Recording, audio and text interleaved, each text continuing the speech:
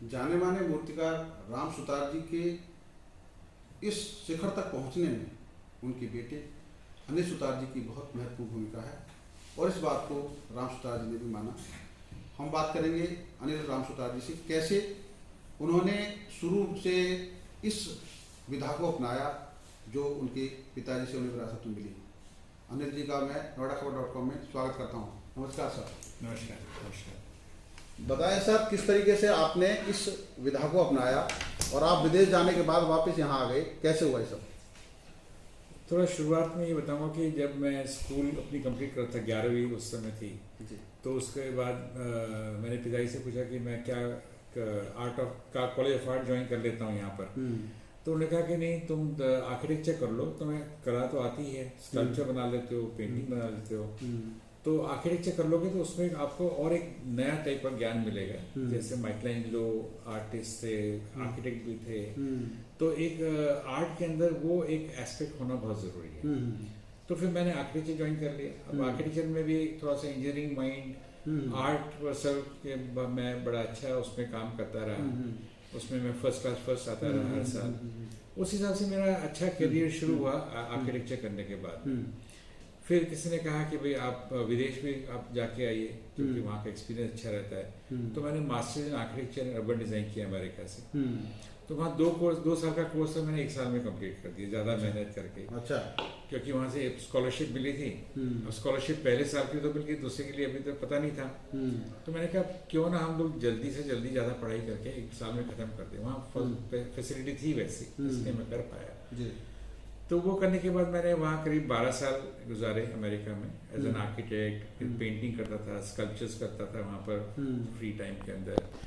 और फिर 94 के अंदर फादर को मैंने पूछा भी आप आ जाइए अमेरिका, अमेरिका अच्छी जगह है, आपके लिए भी अच्छी रहेगी क्योंकि साफ सुथरा वातावरण है, सब कुछ है। पिताजी कहा मैं तो नहीं आ पाऊंगा वहाँ पर, आप रह जाओ वहीं पर, आपको रहना है तो मैं फोर्स नहीं करूँगा। पर मेरी वाइफ और हमने सोचा कि भी मैं अकेला बेटा हूँ, बहन भी नहीं, कोई भी नहीं है, पिताजी और माँ की कौन ये दिखेगा।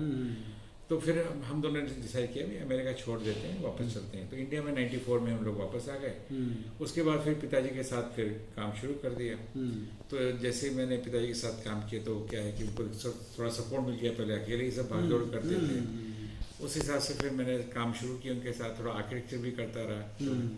तो दोनों काम संभालते। फिर फाइनली मैंने 97 के अंदर मैंने आर्किटेक्चर बंद कर दिया और फादर के साथ में बड़े प्रोजेक्ट्स में काम शुरू हो गया। अब आर्किटेक्ट होने के नाते क्या होता है कि आपको इंजीनियरिंग का नॉलेज भी मिलता है। बिल्कुल। तो उसके कारण क्या बड़े बड़े प्रोजेक्ट्स हैंडल करने हैं, कैसे करना है, वो शुरुआत हुई। फिर नई टेक्नोलॉजी कैसे इस्तेमाल करनी है वो मैंने शुरुआत करी। क्योंकि पहले जो तरीके होते थे कि भाई एक भट्टी बनाई ईंटों से, फिर तोड़ दी, फिर बनाई, फिर तोड़ दी, उसमें हीट लॉसेस बहुत होते थे। तो मैंने स्टडी किया उससे, फिर मैंने डीजल फायर्ड मैंने भट्टी लगाई, उसमें तोड़फोड़ नहीं करनी पड़ती थी, हीट बरकरार, तो काम जल्दी होने लगा। इस हिसाब से फिर काम बढ़ता चला गया। फिर और मीटिंग्स में जाना, फादर के साथ जाना, फिर अपना पूरा परिचय देना और पूरा काम को संभालना।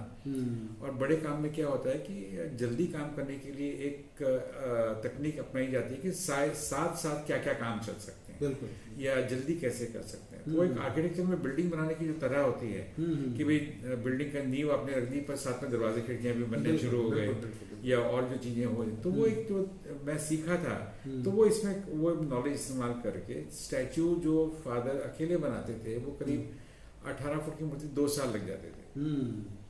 अब जो नई तकनीक है, फिर मैं कंप्यूटर्स को मैंने इंट्रोड्यूस किया, CNC मशीन इंट्रोड्यूस किए अपने इसके अंदर। तो अब वही 18 फुट की मूर्ति हम लोग 2 महीने में करते थे या 3 महीने में करते थे।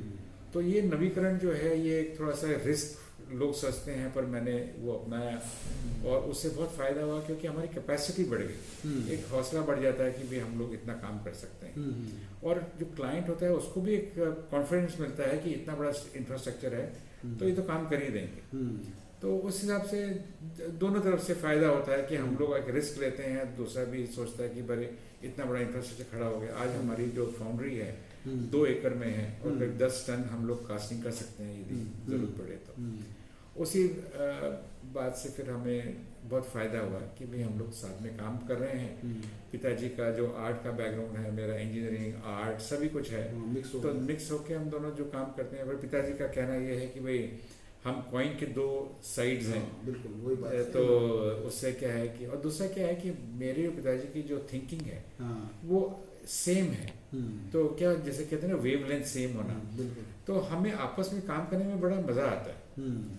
कई बार अगर लोगों के बीच में कॉन्फ्लिक्ट्स हो जाते हैं बेटे में, और क्योंकि दोनों की जनरेशन अलग है, पर फॉर्चुनेटली क्या है कि हमारे विचार एक जैसे मिलते हैं, थिंकिंग एक जैसी है। कोई चीज़ अप्रिशिएट करना हो तो हम दोनों एक साथ ही बोल पड़ते हैं, कोई चीज़ को अप्रिशिएट करना हो तो उससे क्या है कि उनको भी कॉन्फिडेंस रहता है, मेरे को भी रहता है कि हम साथ में काम कर रहे हैं। और जैसे एक और एक दो मिलके जो हम लोग काम कर रहे हैं, तो उससे बहुत फ़ायदा होता है। और मेरे ख्याल से और भी जो आर्टिस्ट हैं, अनफॉर्चुनेटली उनके बच्चे उनके साथ नहीं काम कर रहे, तो उनको हर समय वो अप्रिशिएट करते हैं कि भाई आप अपने पिताजी के साथ काम कर रहे हैं, तो एक बहुत बड़ी चीज़ है। और जो इतने बड़े काम कर रहे हैं, शायद अकेले होते शायद नहीं कर पाते, क्योंकि आदमी डर जाता है। तो मेरे ख्याल से ये कारण है। अच्छा, दूसरे अभी कहाँ प्रोजेक्ट चल रहे हैं जिसमें आप काम कर रहे हैं इस समय, जहाँ काम मूर्ति बनाने काम चल रहा है, किस जगह पे अभी चल रहा है इस समय? अभी बेंगलोर के लिए हम 153 फीट है शिवा की मूर्ति बना रहे हैं। अच्छा।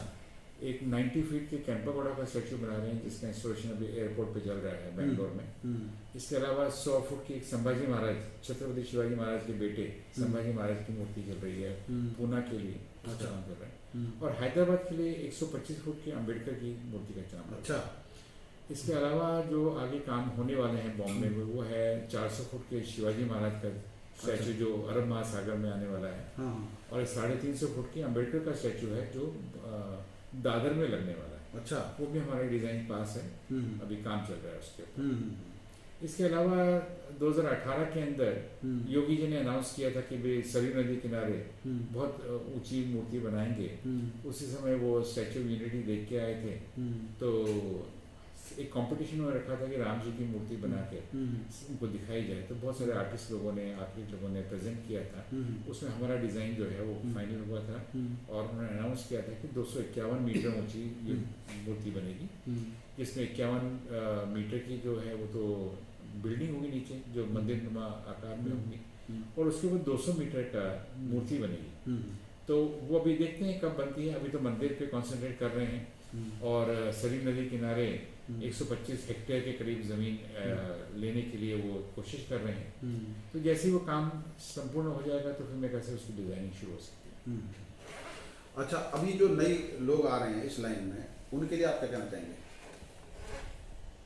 देखिए, मूर्तियाँ तो बहुत लोग बनाते हैं, और उसमें हमारा जो पिताजी का जो एक मुख्य अट्रैक्शन कह लीजिए या स्पेशलिटी कहिए, वो है रियलिस्टिक बना, एक जो बोलती हुई मूर्ति जिसको कहते हैं, वो जो आता है, वो उनकी जो एक नॉलेज है, जो उनकी स्टडी है इतने सालों की, एक उस कारण वो आता है। और मेरे ख्याल से मैं तो ये कहूँगा कि जितने भी नए आर्टिस्ट हैं जो भी करते हैं, वो उस चीज़ पे ध्यान दें कि भाई एक्यूरेसी लाने के लिए एनाटॉमिकल स्टडी होना और जो भी चीज़ें होती हैं वो करना बहुत ज़रूरी है। जहाँ तक काम करने की बात है, जो जो उनको काम मिलते हैं वो उन्हें अच्छी तरह से मन लगा के करना चाहिए। जहाँ तक बड़े काम करने का वो है, वो तजुर्बे में डिपेंड करता है। और बड़ी मूर्ति बनाने के लिए जो तजुर्बा चाहिए, जो एक्सपीरियंस के अलावा नॉलेज चाहिए, वो होना ज़रूरी है। वो धीरे धीरे ही आता है। अब पिताजी के इतने उम्र के अंदर उन्होंने जो नॉलेज ग्रहण किया है, मैं पिछले 30 साल 35 साल से जो मैं कर रहा हूँ, तो वो एक हमारी जो इंजीनियरिंग नॉलेज की नॉलेज है, या और सब टेक्निक जो हमने डेवलप की है खुद, उसके कारण हम आज इतना बड़ा कर पा रहे हैं। हर एक के लिए वो शायद मुमकिन नहीं होता है, क्योंकि शुरुआत में कैसे आदमी कर लेगा, जब तक उसको काम भी नहीं होगा, फैसिलिटी नहीं होगी, पैसे नहीं, तो धीरे धीरे करके ही बिल्डअप करना पड़ता है, जो कि हम लोगों ने किया है आज तक। जी। अनिल सुतार जी, आपका बहुत बहुत धन्यवाद। थैंक यू, धन्यवाद। आप अभी देख रहे थे आप अनिल सुतार जी को, उन्होंने अपने पिताजी के साथ किस तरीके से ट्यूनिंग बना के मूर्ति कला को देश की उच्च शिखर तक पहुंचाया। ये एक नज़ीर है इस देश के लिए, और आने वाले दिनों में जो मूर्ति कला के क्षेत्र में लोग आने वाले हैं, उनकी नसीहत भी है कि किस तरीके से परंपरागत कार्य को एक आधुनिक तकनीक के साथ जोड़कर आगे बढ़ाया जा सकता है। नोएडा खबर से मैं विनोद शर्मा, अगली बार किसी नए शख्स के साथ फिर मिलेंगे। धन्यवाद।